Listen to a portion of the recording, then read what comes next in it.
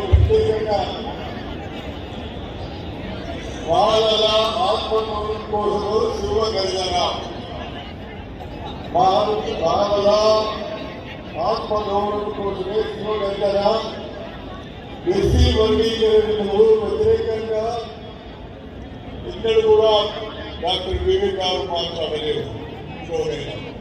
దళితుల గురించి వారికి జరుగుతున్న అన్యాయాల గురించి ఏ విధంగా పరిష్కారం చేయాలని సాధించింది వారు మరి వాళ్ళ యొక్క త్యాగాలను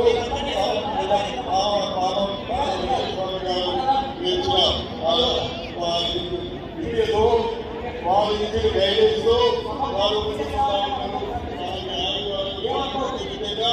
ఇవాళ మానవులకు జరిగిన